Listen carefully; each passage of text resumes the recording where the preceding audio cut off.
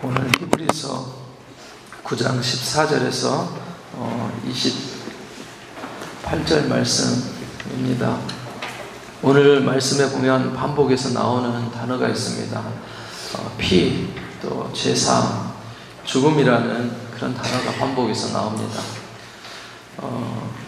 우리 육체의 생명은 피에 있습니다. 피는 우리 몸에서 정말 중요한 역할을 합니다. 몸 구석구석 양분을 가져다 주기도 하고, 산소를 공급해 주기도 하고, 노폐물을 이렇게 버리기도 하고, 또 나쁜 병균이 몸에 침투했을 때 그 침입을 막는 그런 역할도 하기도 합니다. 요즘은 많이 헌혈을 안 하죠.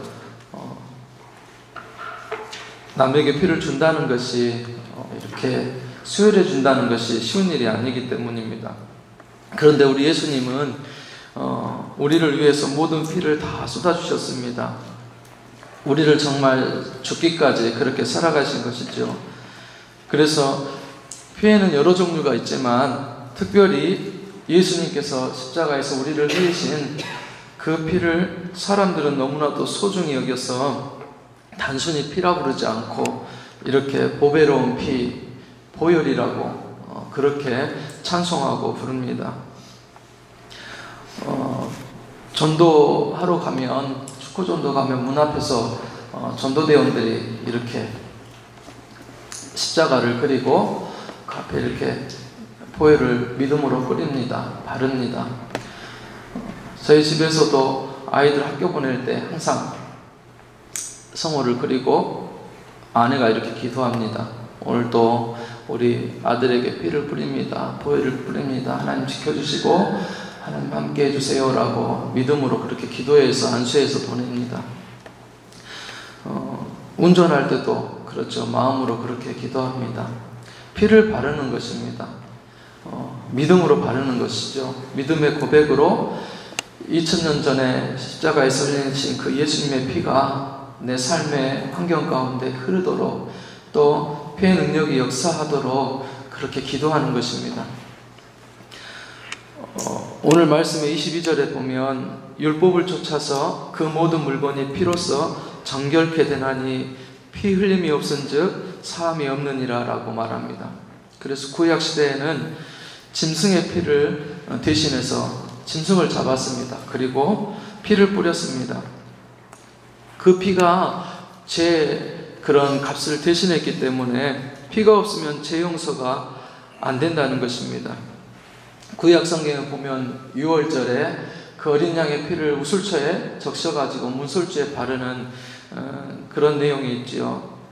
그런데 그 밤에, 깜깜한 그 밤에 그 피를 누가 보겠습니까? 그러나 우리 하나님은 보시고 기억하셨습니다. 그리고 피가 발라져 있는 문마다 그냥 넘어가시고, 또 피가 발라져 있지 않는 그 애굽의 대적의 사람들은 죽게 했던 것입니다. 바로 이 짐승의 피를 하나님만 기억하시고 보셨다는 것입니다. 문 밖에다가는 그 피를 발라놓고 이렇게 안에서는 무엇을 하든지 상관이 없었습니다. 믿음이 좋은 가정은 말씀을 읽고 기도했을 것이고 예배했을 것입니다.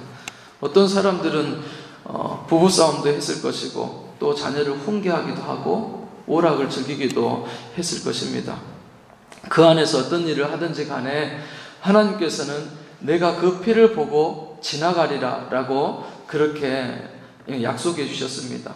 그래서 내가 그 피를 볼 때 넘어가리라 그 말씀대로 애굽의 모든 재앙이 넘어갔던 것을 볼 수가 있습니다.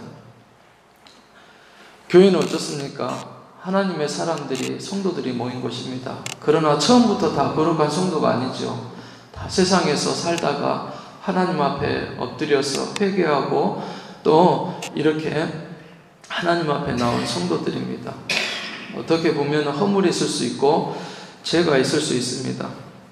그러나 우리 하나님께서 그 많은 성도들을 기도를 들으시고 축복하시는 것은 성도들의 행위가 거룩해서가 아니고 바로 피값으로 사신 그 성도들을 내 생명처럼, 내 자녀들처럼 보시기 때문에 그렇게 축복하고 은혜를 주시는 것입니다.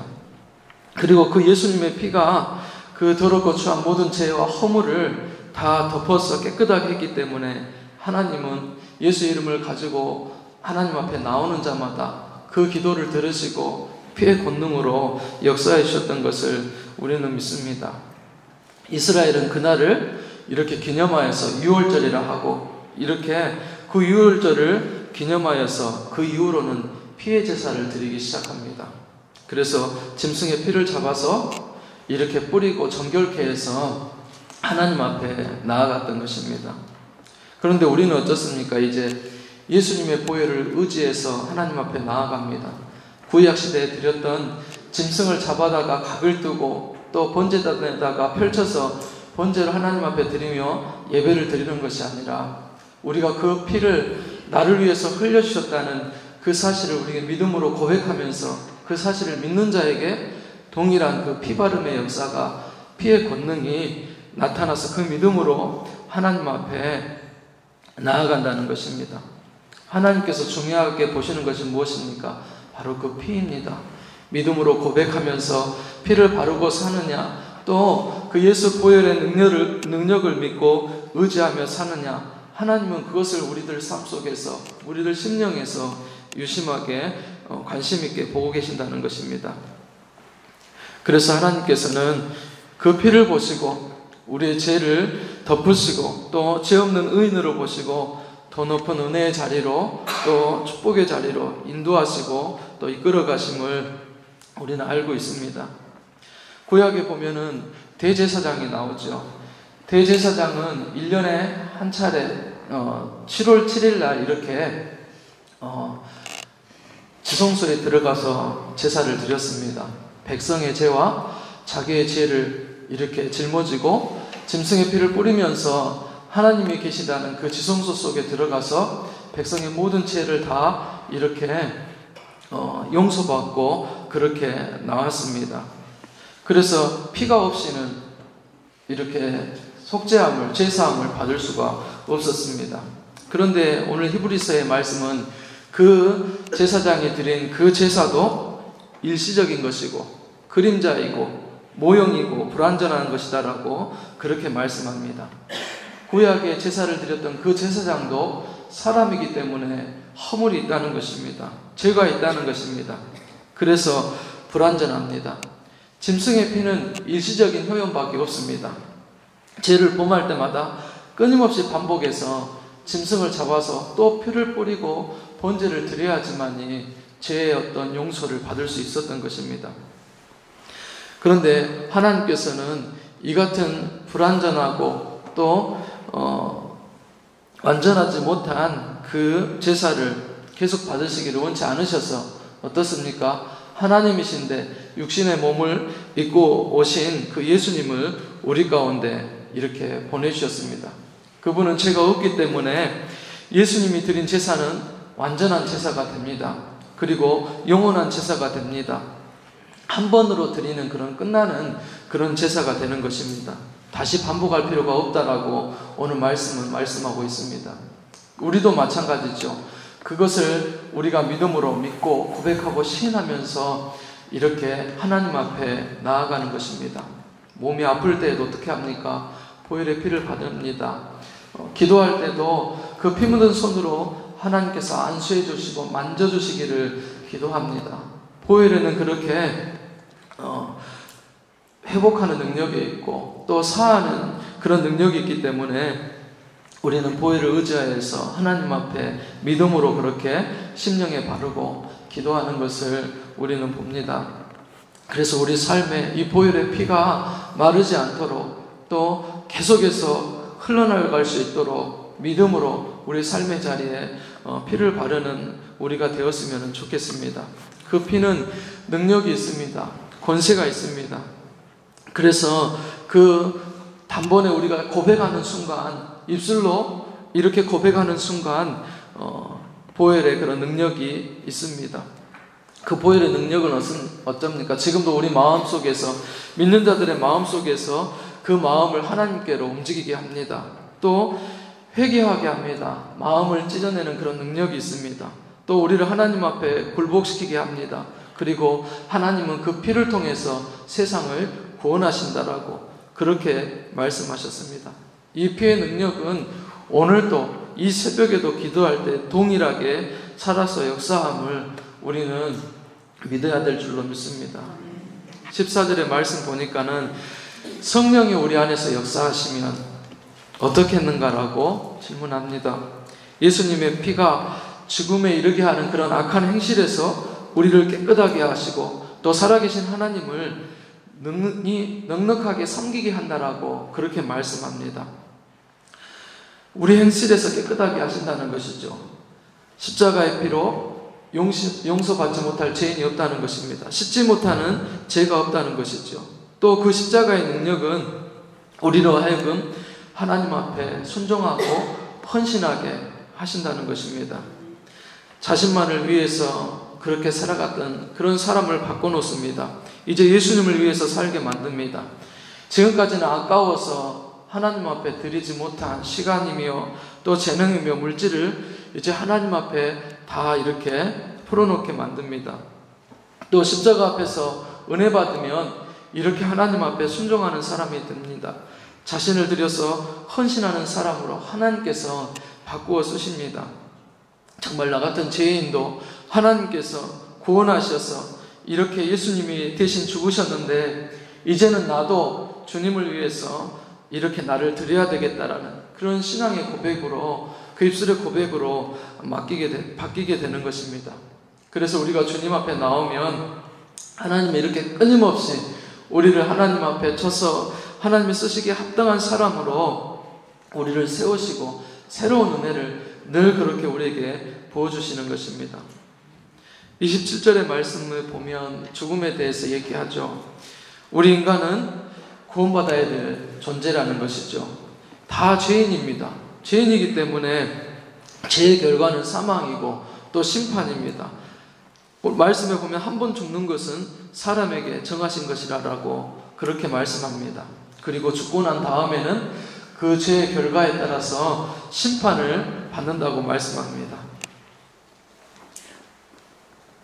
장례 예배를 치르러 한 번씩 가면 눈물이 많이 나는 때가 있어요.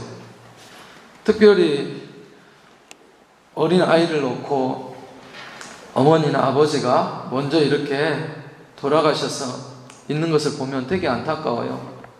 내 자녀들도 내가 먼저 가면 이 아이들이 어떨까 그런 생각이 이렇게 들어서 겹쳐서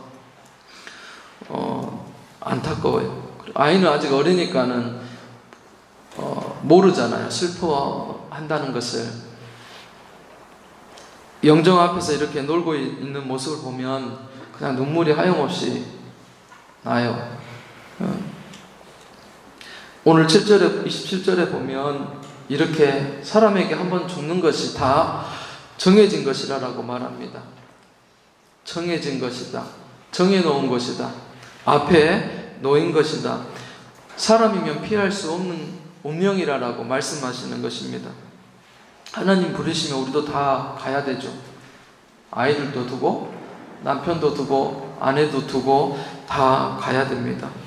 내 앞에 있는 모든 소유도 땅도 다 내려놓고 하나님 앞에 이렇게 가야 됩니다. 피할 수 없고 언제 내게 임할 줄 모르고 또 연기할 수도 없고 또 내게 있는 모든 이 땅에서 계획을 다 허무하게 만들어 버립니다. 저희도 어머니가 가시니까는 아버지가 이제 여러 가지 계획을 하고 은퇴 후에도 어머니랑 같이 전도하면서 그렇게 생활하시려고 계획을 딱 짜놨는데 어머니가 먼저 가고 나니까는 아버지 하시는 말씀이 사람이 죽으니까 다 허무해진다는 라고 그런 말씀 하시더라고요. 같이 계획하고 또 남은 여생을 어떻게 살아갈 것인가 그렇게 계획을 짜고 해놨는데 그 모든 것들이 다 허사가 되고 무용지물이 되어버린 것입니다. 근데 모든 사람들은 그러죠. 세상 사람들 한번 이렇게 죽어버리면 끝나는 줄로 아는데 그것이 끝나는 것이 아니고 그 뒤에는 심판이 기다리고 있고 또 우리도 하나님 앞에 그렇게 심판대 앞에 서야 된다는 것입니다. 고린도후서 5장 10절에 보면 우리가 다 반드시 그리스도의 심판 앞에 드러나 각자 선악간에 그 몸으로 행한 것을 따라 받으려 함이라 라고 그렇게 말씀합니다. 우리도 나의 마지막이 오기 전에 주님 심판대 앞에 서기 전에 내가 정말 어떻게 살아가야 될 것인가 우리는 생각해 보아야 됩니다. 그리고 무엇을 준비해야 할 것인가 이렇게 생각해 보아야 됩니다. 가장 현명한 사람은 어떻습니까? 이런 심판을 또 죽음을 잘 준비하는 것입니다.